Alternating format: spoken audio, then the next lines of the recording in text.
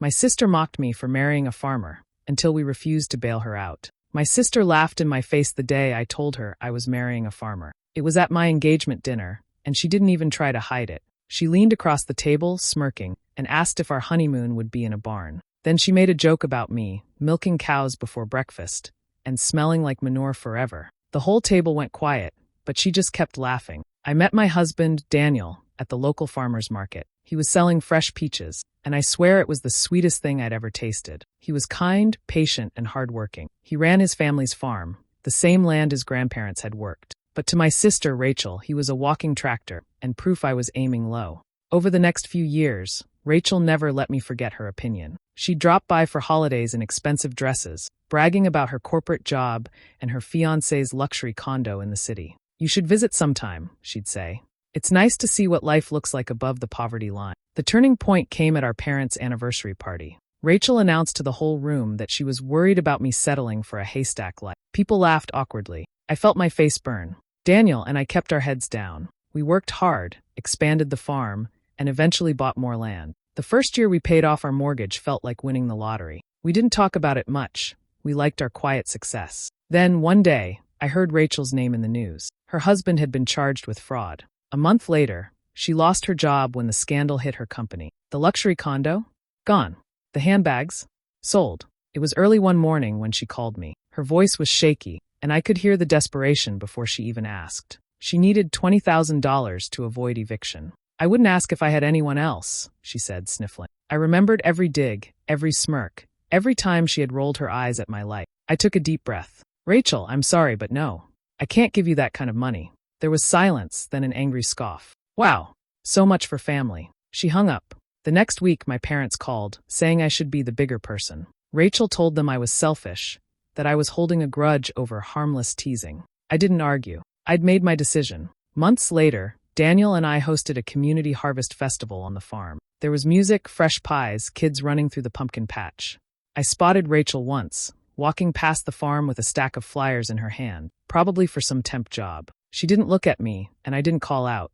I just stood on our porch, watching the sunset, with Daniel's arm around me. Our life wasn't glamorous, but it was ours, and it was more than enough. When I told my sister, Emily, that I was engaged to Mark, she didn't even smile. Instead, she rolled her eyes and said, "So you're really going to marry a farmer? You know that's uneducated work, right?"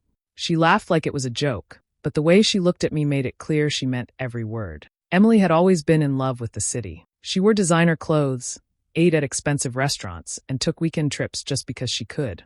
Anytime she visited me, she would point out how quiet my town was, saying things like, "This place is in the middle of nowhere. How do you even survive without decent coffee?" It didn't stop there. Every holiday, she found a way to make a comment. At Thanksgiving, she glanced at my boots and said, "Do you ever manage to keep the mud off your shoes?" At Christmas, she joked that she should buy me perfume strong enough to cover cow smell. She acted like it was playful teasing, but it always stung. Mark and I didn't bother trying to prove ourselves to her. We focused on the farm. Over the years, we expanded, adding greenhouses, a bakery, and even a small event space for weddings. I took business courses and helped turn our farm into a place people came from miles away to visit. The money wasn't flashy, but it was steady, and we were proud of what we'd built. Then one day, the news about Emily's husband broke. His company had been caught in shady deals, and within months, they lost everything. The penthouse apartment, the vacations, the luxury gone. Emily's life unraveled so quickly that I almost couldn't believe it. A few weeks later, she called me. Her voice shook as she said,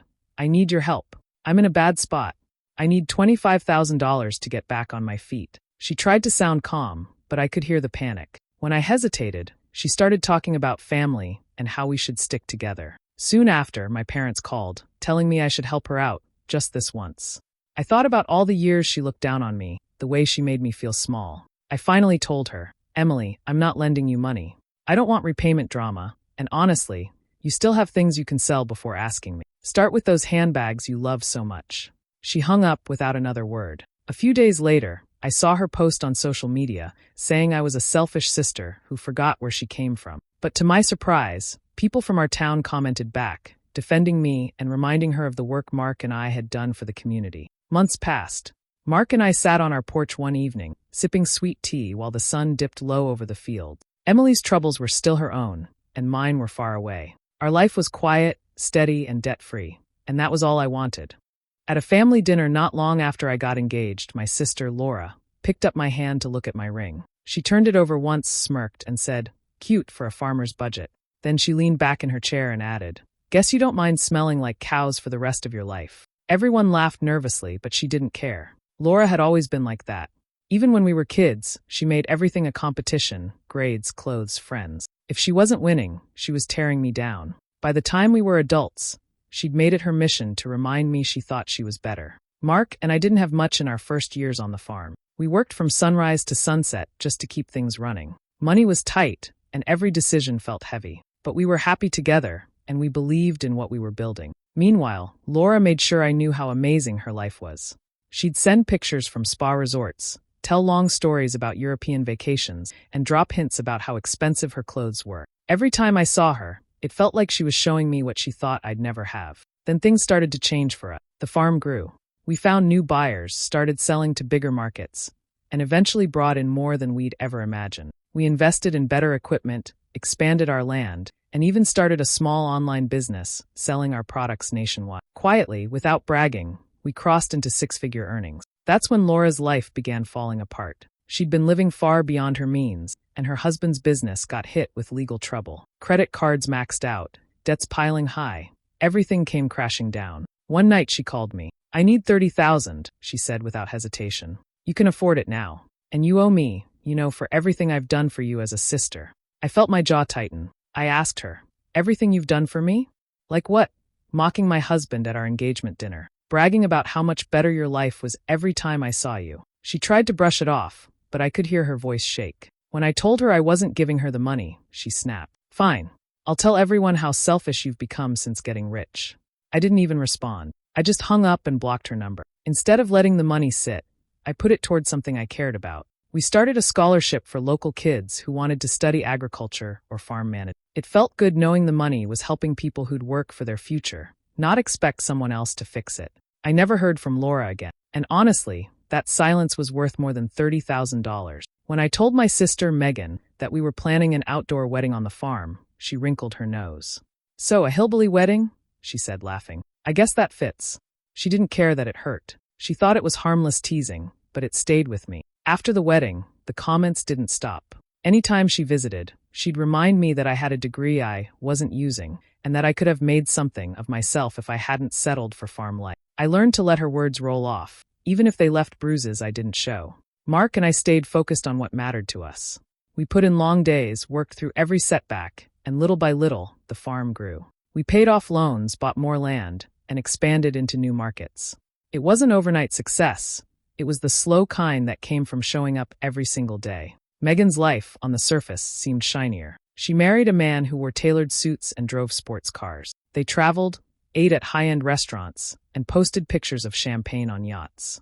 But I noticed how often she dodged questions about their finances. Then the news broke. Her husband was charged with fraud. Within weeks, their accounts were frozen, and the house they'd shown off at Christmas dinners was in foreclosure. Late one night, my phone rang. Megan's voice was shaky, almost unrecognizable. She told me she needed money, enough to get through the next few months. "I don't have anywhere else to turn," she said. "Please."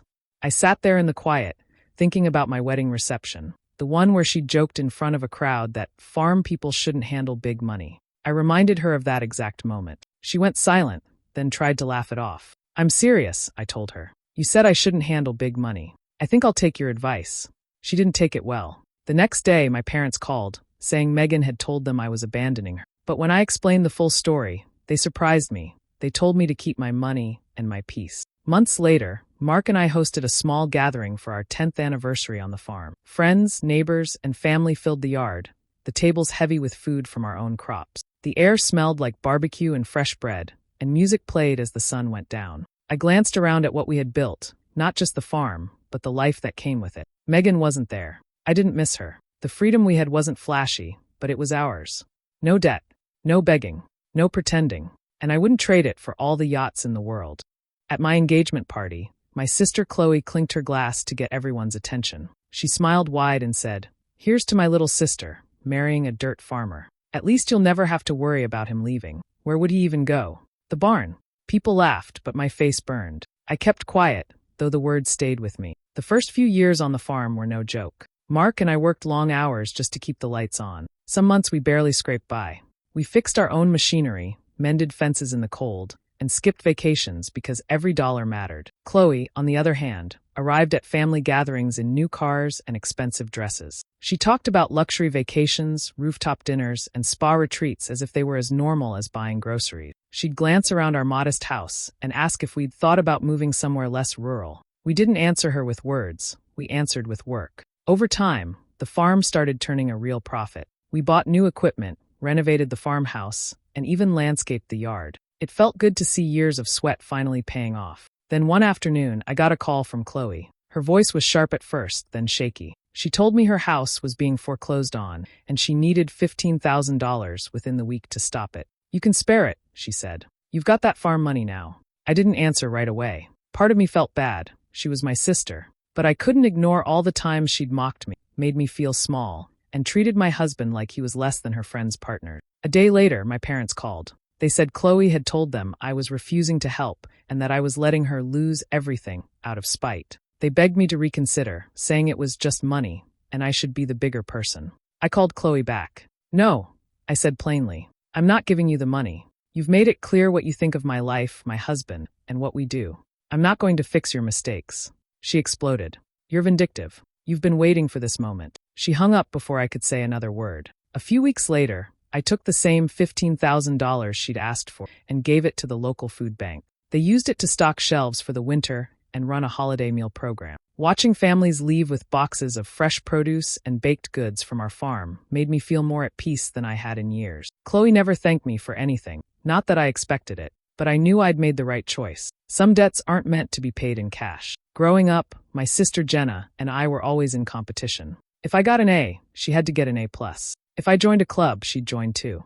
Winning was the only thing that mattered to her, and losing made her bitter. As we got older, her attitude turned into something sharper. Jenna decided there were respectable jobs and everything else was beneath her. She'd say things like, "If you're smart, you don't waste your life doing physical work." When I told her I was marrying Luke, who ran his family's farm, she didn't hide her opinion. "You're a fool," she said. "You're tying yourself to a dead-end life." Our first years together were far from glamorous. Luke and I worked from dawn to dark, patching fences, planting, and doing whatever it took to keep the farm going. Money was tight, but we laughed a lot, and there was a sense of pride in building something together. Jenna's life looked different. She lived in a sleek condo in the city, traveled often, and seemed to always have a glass of champagne in her hand. She loved posting about work hard, play harder, though it looked like there was more playing than working. Then the tides shifted for us. The farm grew steadily. We upgraded equipment, expanded our land, and started selling specialty products that brought in a steady income. We weren't rich, but we were comfortable and debt-free. Meanwhile, Jenna's carefully crafted lifestyle cracked. A bad investment and her partner's money troubles left her drowning in bills. Creditors called, and the condo she flaunted was suddenly up for sale. One afternoon, she showed up at my door. Her eyes were red and she didn't waste time. "I need help," she said. "You can afford it now, and I'm your sister." I wouldn't ask if it wasn't serious. She painted a picture of losing everything, her voice breaking at the right moments. I listened, then said calmly, "Jenna, I can't give you money. I've worked too hard to risk what we've built. You'll have to find another way." Her face twisted in disbelief, and without another word, she left. A few days later, she posted online about how certain people in her life had turned their backs on her. It didn't take much to guess who she meant. But instead of sympathy, her friends and acquaintances responded with things like, "You can't expect people to fix your mistakes," and "Maybe this is a chance to start fresh." Luke and I didn't reply. We sat on our porch one warm evening, watching the sun set over the fields we'd worked for years to maintain. The air was quiet except for the crickets, and I felt an ease I hadn't known in a long time. Jenna could keep her bitterness. I had my peace, and that was worth more than anything she was asking for. When I got engaged to Ryan, my sister Claire didn't congratulate. Instead, she smirked and said, "So marrying a farmer is basically like marrying a cow, right?" She laughed like it was the funniest thing she'd ever said. I tried to brush it off, but it stung.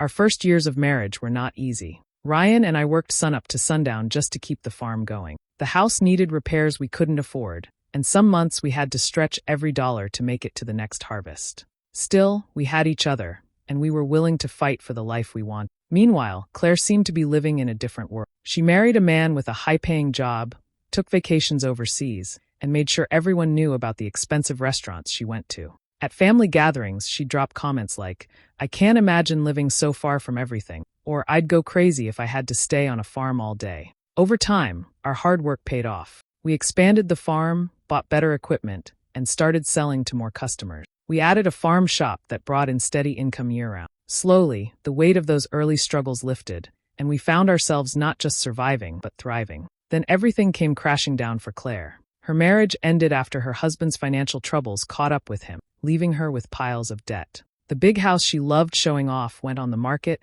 and creditors were calling. One evening, she called me. "I need your help," she said, her voice tight. "Just enough to get back on my feet. I'll pay you back." She didn't say how much right away, but when she did, it was more than I had ever imagined giving her. I took a breath and said, "Claire, do you remember calling my husband a cow? Or all the times you made fun of our life? You acted like what we had wasn't worth anything. Now you want us to save you." She tried to laugh it off, saying she'd been joking, but I didn't believe it. "No," I told her plainly. "We're not giving you the money." Word got around the family, and some relatives stopped talking to her after hearing the full story. They didn't like the way she had treated us over the years and thought it was wrong for her to expect a bailout. Ryan and I kept moving forward. The farm continued to grow, and we found joy in the simple, steady life we'd built. Claire, on the other hand, was still scrambling to catch up. I didn't feel sorry for her anymore. She'd made her choices, and now she had to live with them, just like we had lived with hers. My sister Dana never hid how much she disliked the farm. Every time she visited, she'd wrinkle her nose and say things like, "How can you stand that smell?" Or, "I'd lose my mind living out here." She called it boring, dirty, and a waste of my potential. I didn't let it bother me too much. While she was rolling her eyes, I was putting in the work. Early mornings, late nights, hauling produce, fixing fences, and making sure every customer left happy. It was hard, but I loved it. The farm was more than a job.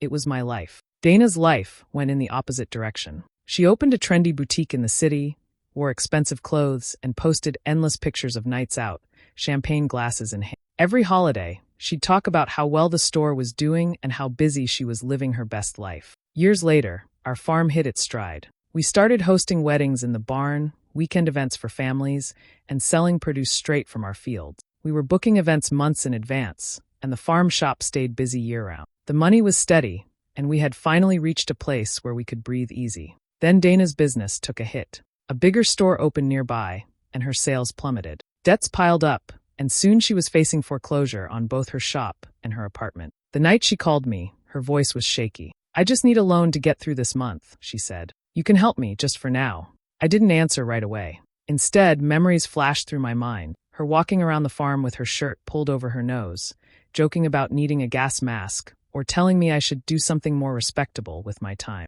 "No," I said finally. "I'm not lending you money. We've worked too hard for what we have, and you've made it clear what you think of it." She didn't take it well. Soon, the calls started coming from our parents. They told me she was desperate and that I should let the past go. But I wasn't changing my mind. The way I saw it, if I had been just a little less determined, I'd be in the same position she was now. A month later, instead of handing Dana the money, my husband and I used it to plant a new orchard. Rows of young trees stretched across the back field, promising years of harvests ahead. Standing there, watching the sunlight catch on the leaves, I felt no guilt. Dana would have to find her own way out of her mess. I had my farm, my future, and the satisfaction of knowing I'd made the right choice. Growing up, my sister Lily and I competed over everything: grades, sports, friends. If I got something good, she had to find a way to make hers better. She liked winning, and she liked making sure I knew she'd won. When I got engaged to Adam, she didn't congratulate me. Instead, she raised an eyebrow and said, "A farmer? Really? You could do better." She said it like it was a fact, not an opinion. I let it slide, but I didn't forget. The first years on the farm were tough. Adam and I worked long hours just to stay afloat. Equipment broke, bills piled up, and there were times we had to choose which repairs could wait. We didn't have much, but we had each other and a plan for the future. Lily, on the other hand, loved showing off. She posted pictures from fancy restaurants, spa trips, and vacations. At family gatherings, she'd drop little comments about her real career and how she could never settle for such a small life. Our progress was slow, but it came. Each season we did a little better, paid off a loan, upgraded equipment, and grew our customer base. We weren't flashy, but we were stable, and that was enough for us. Then came the day Lily's perfect image cracked. Her husband's investments failed, and they were left with massive debts. The big house went on the market, the luxury car was repossessed, and the credit cards were maxed out. One afternoon, she called me. Her voice was soft, almost hesitant. "I need your help," she said. "If you could just lend me some money, I'll pay you back. I'm drowning here." I thought about it for a moment, then said, "No, Lily. We've worked too hard to risk what we've built. This is something you'll have to work out yourself." She didn't like that answer. Over the next week, she sent long messages about family sticking together and how I was being cold. She told me I was lucky. I had the farm and acted like I owed her something because she was my sister. I didn't respond. I knew if I gave in, I'd resent it forever. She'd never respected my life, and I wasn't going to let her use it now that it was convenient for her. Months later, Adam and I sat on the porch, watching the sun sink over the fields we'd built together. The air smelled like fresh hay, and the orchard we'd planted was starting to bloom. Lily was still trying to climb out of her mess, but I didn't feel the need to check in. My life was moving forward, and I was glad I hadn't let her pull me backward. When I got engaged to Adam, my sister Claire made sure everyone knew she thought I was making a mistake. At the family dinner, she smiled sweetly and said, "Well, at least you'll never run out of corn." People laughed, but I could feel the sting. On our wedding day, she made a speech that was supposed to be funny. She joked about mud cow smell and how I'd downgraded from my college dreams to marrying into manure. I smiled through it, but inside, I promised myself I'd remember every word. Life on the farm wasn't easy at first. We barely scraped by, working before sunrise and long after dark. Adam fixed machinery himself because hiring help was too expensive, and I took on extra bookkeeping jobs just to cover bills. Meanwhile, Claire and her husband were living like royalty. Weekend trips to wine country, designer wardrobes, and a house that looked like something out of a magazine. She loved to remind me of how comfortable her life was and how I should visit the city to see what you're missing. Years passed, and the hard work began to pay off. We expanded the farm, invested in better equipment, and turned part of the land into an event space for weddings and markets. By the time we were debt-free, the farm was turning a solid profit. Then the news hit. Claire's husband had made some bad investments, and they lost nearly everything. The big house was sold, the cars were gone, and the lavish trips stopped overnight. She called me late one evening, her voice trembling. "I just need a little help, maybe $25,000. I know you can do it. Adam's doing well now, right?" I let her finish, then said calmly, "Claire, no. We've worked too hard to give that away, and I'm not going to risk our future for mistakes we didn't make." Her tone turned sharp. "So you're just going to let your own sister drown? After everything we've been through?" I almost laughed. "After everything you've said to me? You think I've forgotten?" She hung up without another word. Over the next few weeks, I heard from relatives that she was telling people I was selfish. But the more she talked, the more family members started avoiding her. It turns out, I wasn't the only one she'd treated badly over the years. One Saturday, as Adam and I were closing the farm gates for the night, I spotted her car slowing down at the end of the road. She didn't turn in. She just looked for a moment, then drove off. I slid the heavy latch into place, feeling the weight of it in my hand. The gate stayed shut, and so did that chapter of my life. Hi besties, thank you so much for watching to the end. Please remember to like, comment and subscribe.